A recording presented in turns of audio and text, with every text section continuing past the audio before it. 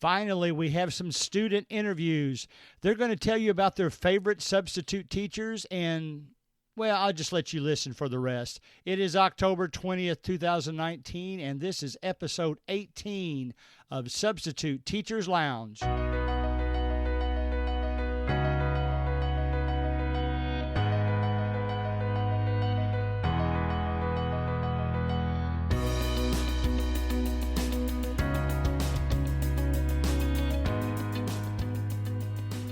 All right, so glad you're with us here today. I'm excited about today. Let me just recap real quick. If you need to contact us about today's episode or about anything, my email address is gregcollinssubstitute@gmail.com. You can reach us on Twitter at SubTeachLounge. And our Facebook page is continuing to grow. That is also called Substitute Teachers Lounge. Let me also mention that all student interviews that we have on this show is with the written permission of their parents or guardian. All right, listeners, I'm very excited today to finally get to some of our student interviews. There's going to be 3. They're all going to be unique in their own way. But today I am with Jonathan, Camden, and Lilly. How you doing, guys? We're doing good. Yeah, we're doing great. Good deal. I have taught all 3 of these students. Jonathan is a senior, Camden is a sophomore, and Lilly is in 7th grade. And as far as I can remember, one of the reasons I wanted to interview them is it's the only family that I've taught all 3 members of the family, 2 brothers and a sister. But I'm going to pump them up a little bit before we get started. You've heard me talk about the Macy's Thanksgiving Day Parade and how one of the bands from our area are going to be in that.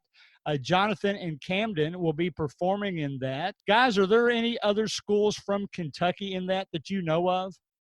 Not from Kentucky this year. All right, so once you see the band from Kentucky, you know that includes 2 of my students. So they're going to be TV celebrities here soon.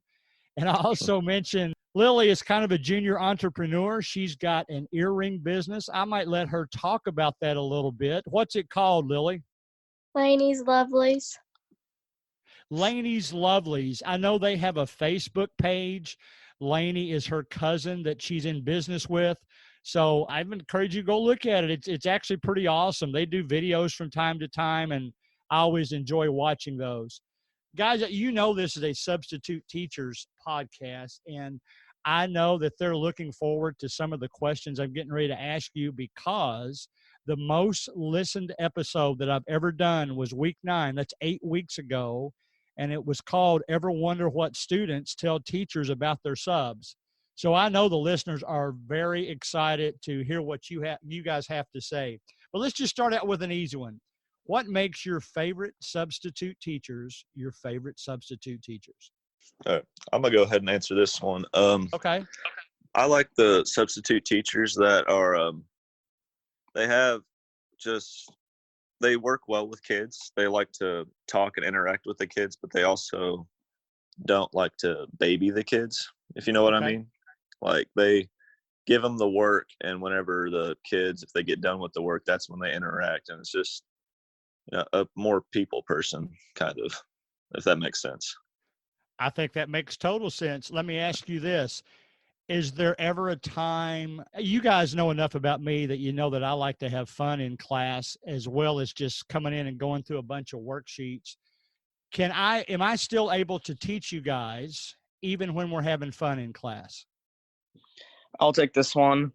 Of course, you can teach people while they're having fun. I personally think that the best time that I'm learning is when I'm having fun with someone. And I think that students will remember the lesson and just grow from it more than just a regular teaching setting. I totally agree. You know, I read some teaching things on the side, and there's a movement to try to get away from textbooks, believe it or not, and try to add more fun to the classroom. Have you ever had substitute teachers make you feel disrespected, and why was that? And of course, don't mention any names here. I can only think of one time, and it was back in 8th grade for me, but I don't even remember the guy's name. But all I know is that he gave us the work, and then there was something we were supposed to read from a textbook, and we were going around the room reading, and someone read something, but it was, an old textbook, so it had been tattered, and people had written some things in it, and they crossed over the words, and like the girl showed the sub what was written in it, and he was trying to blame her on it and say, "Oh, you just wrote this," and all that kind of stuff, and everyone just was, no one liked that sub just because of how he handled that situation. I understand. What do you all think about subs that come in and I don't want to call it yelling, but start raising their voice immediately? I'll tell you where I'm going with this. It's been my experience, even when I've collaborated with another teacher, that it seems like the teachers that come in and yell the most are the ones that the students yell back at the most. And the ones that are more soft-spoken or like a more participatory type student, they're the ones that the students seem to participate more with. What's your all's experience? I think when like a sub or a teacher yells at you, it makes the kids feel like the teacher doesn't really care about them. So they don't really care about the class, and then they end up like not doing well in the class. And that's because like the teacher starts yelling at them and stuff. I agree with you. Just in life in general is like that. Was one of you, one of the others saying something? Cam, do you have something? I just kind of feel like the teacher who yells the most makes the students feel like they're disrespected and treated like a child, and all students never really want to be treated like children. Absolutely. And especially the high school students, they're the ones saying like, "Oh, we're the adults now, we're able to make more decisions." And if you make them feel like children, they just really won't care as much. I totally agree with that. One thing that I try to do, especially the high school classes, I'll even go in and say that I know a lot of you guys, if not already, are going to be smarter than me someday, and I'm all right with that. We're all in here to teach each other and go from there. Some of the students that I have had, we've gotten close enough that they have come up to me and shared personal stories with me. Now, I don't give them any in-depth advice because obviously that's their parents' job to do that. But you all think it's okay? Is it okay for the students to feel close enough to a teacher that they share personal stories? I think that's like the greatest thing a student can do, because that shows complete trust in the teacher, and it's also just a testament to that teacher's ability to bond with the kids. Because if the kid has something going on in their life and they don't trust anyone to tell, then that can just build up inside them and tear them down emotionally or even physically. And so the ability to have someone come to you and talk to you about their problems is just, I think that's a great thing. Jonathan, I think that's a great answer. Let me ask you this, and we've kind of hit on it a little bit. What makes your least favorite sub your least favorite sub? Is it basically the ones that just come in and yell at you? My least favorite kind of sub is one that either yells at you or treats you like you're less than them, or one that really just doesn't seem like they care and is just on their phone the entire time, acting like they don't want to be here. Right. And it really just demeans the kids. Yeah. I think that sums it up for the three of us, because I was about to say the exact same thing. Okay, that sounds great. Let me ask you this, because I think this is the question that most of our listeners want you guys to answer. Do you ever talk to your regular teachers about your substitute teachers, and what type of conversations do you have? Well, in my experience, I usually kids that I've seen will, if they had a problem with the sub, that's what they'll mention first. Right. But there's also the subs that kids really like, and they'll also go up to the teacher and be like, "Hey, we really like this guy. Can you make him or her a regular in here when you're out?" And so I think it goes both ways. It's just easier, I think, for the students to complain than it is for them to appreciate someone. Yeah, well, that's from what I've seen. Yeah, I think that's people in general too. Yeah. Camden, Lilly, do you have anything to add to that? My Latin teacher, after we get a sub, actually like blocks off 10 minutes of our hour class to talk about the Nice. sub. And it really just makes us think about what the sub did. And if the sub was really good, we would talk about that a lot. And we usually don't get bad subs in her class. So there's a lot of good subs that we get. Good. Lily, you want to say anything, or is it pretty much the same? Like in class, as soon as like our normal teacher walks in, if a kid had a problem with the sub, they immediately like yell it out to the teacher saying, "We didn't like that sub," or like if they do like the sub, they like it. So like after when you like when our teacher came back after you, they all said that we want him back. Oh, Lily, you are just too nice. You know, I try to walk around and get involved with the students. I can't hardly sit still when I'm substitute teaching. And I know the thoughts that you just shared with all the listeners, they're going to take that to heart and try to improve the way that all of us act as substitute teachers. I'll let all three of you fill in the blank to this question. I wish substitute teachers were more what? Ooh. Yeah. All right.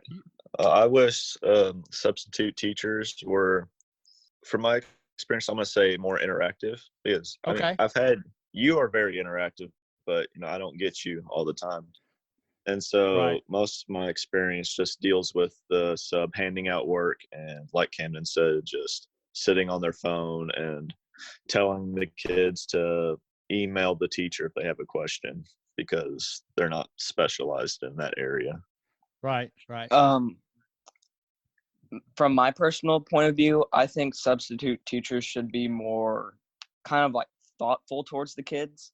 Right. Because a lot of the substitute teachers I get just say, "Here's your work, do it. And if you have any questions, I'll write it down for the teacher." And they really don't get to know the kids. And that's really what makes a substitute teacher good or bad. Right. In my opinion, the ones that actually care for the kids and act like they really do care for them, even if they've had a bad day. And it just shows a testament to their attitude, even in bad or good days. I wish substitutes like more helpful because I had one that like she said, "Here, I'll read this for you." She didn't even really read it for us. She made us read it. And then the sub said, "This is homework if you don't finish it." And then we went home and we had to do it because we didn't have time in class because they talked a lot. And then we came back and our teacher said it wasn't homework. The sub just gave you homework because you didn't finish it. Oh no. That's three great answers there. Let's talk about regular teachers for a while. And please remember, don't mention any names, but what makes your regular teachers, your favorite regular teachers, your favorites? I think my favorite regular teachers are ones that I trust and I'm around them a lot more. Like just because I'm in band is great because I'm around the same people all the time, including the director. And so Right. I really trust him and I can talk to him about anything. But I also really trust my physics teacher and my science Olympiad coaches because I'm just also around them and they're easy to talk to and they'll listen to your problems and they also like to have fun. So That's good. That's it's a good. good balance between everything. I like teachers that like are really funny and like give you nicknames like on the spot because like that shows that they know your name and like they care about you. And I also like teachers that kind of like do stories, like tell you stories about their past and stuff. Like teachers that like had like crazy backstories. Like I like when they tell those stories because they're really crazy. Right. Like they take time out of like the last 5 minutes. Like, it's my last period where like he tells us a lot of funny stories, so like we can just go home with a funny story in our head. Right. Right. I really can't think of anything more to add. Like a funny and easy to talk to teacher is like what I really look for in a good teacher.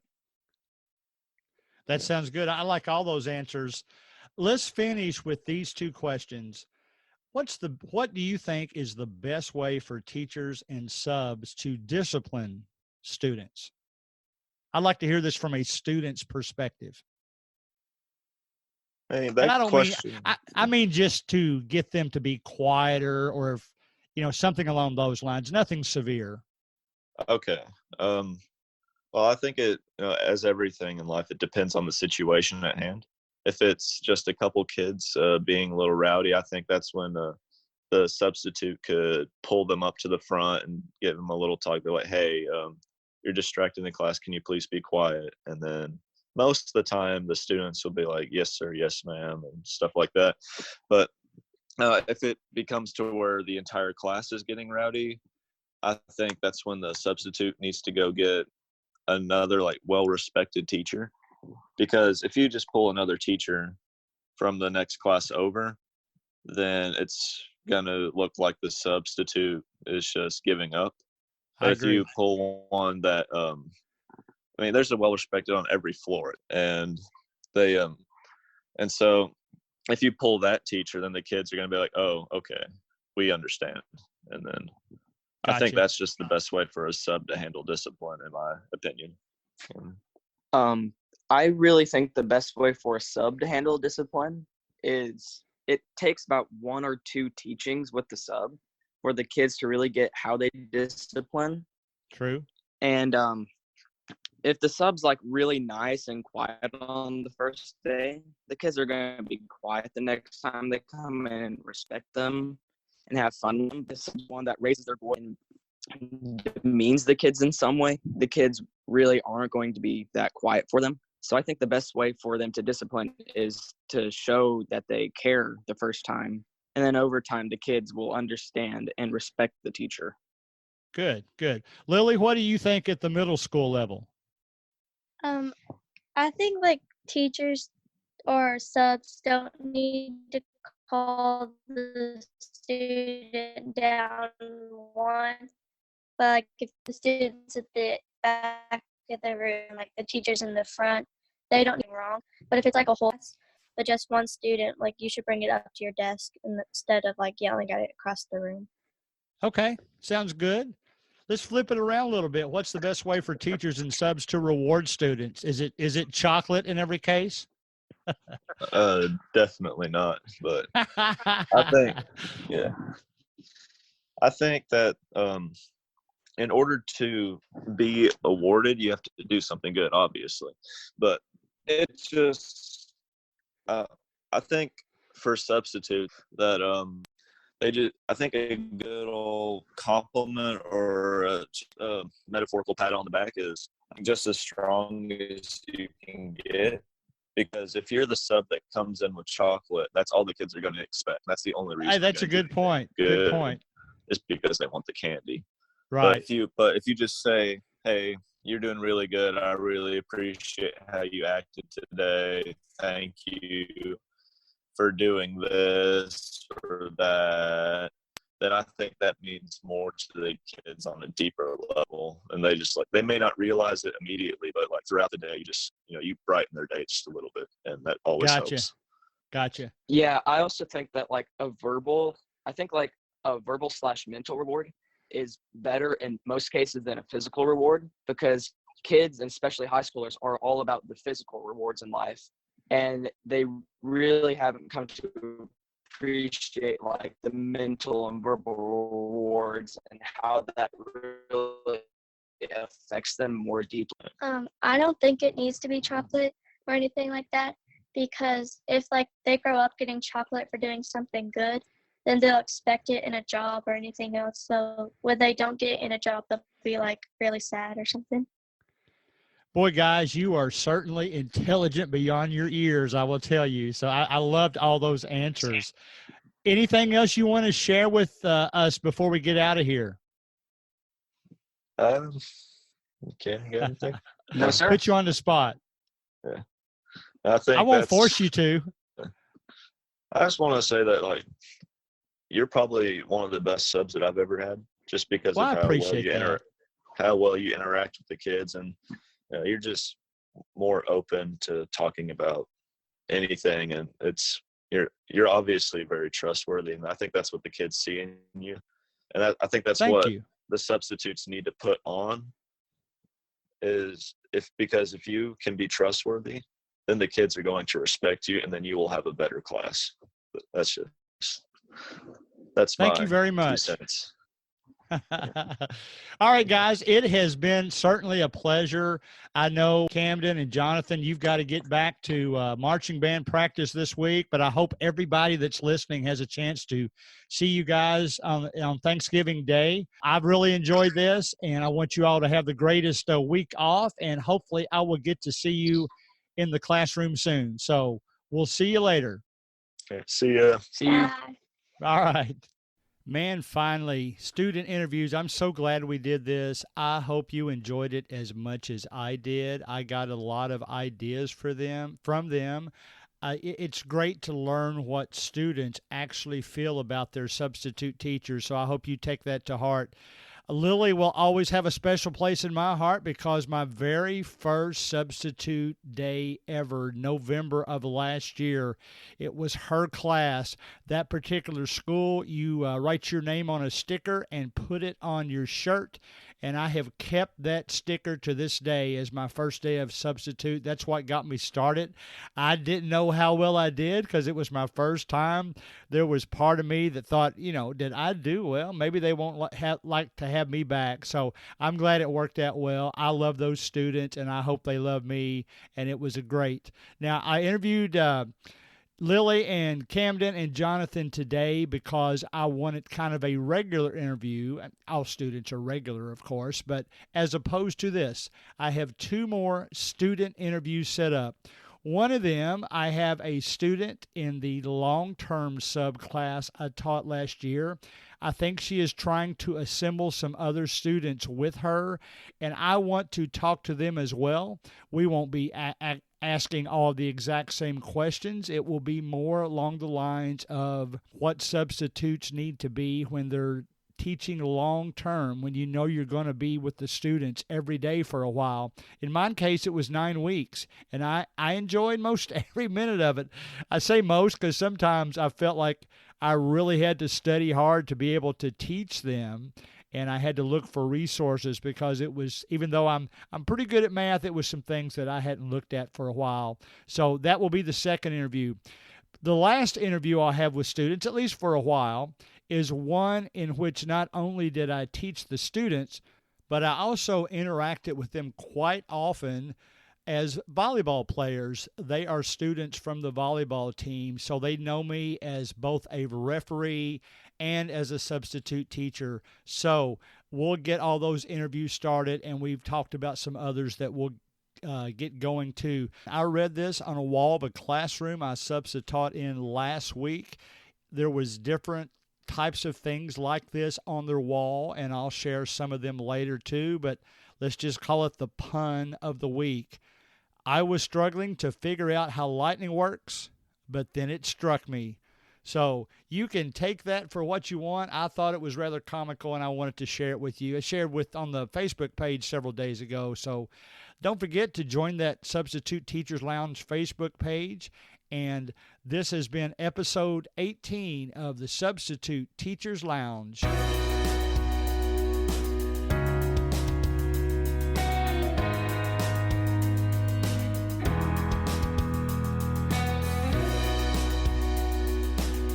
Music provided by Ben Sound.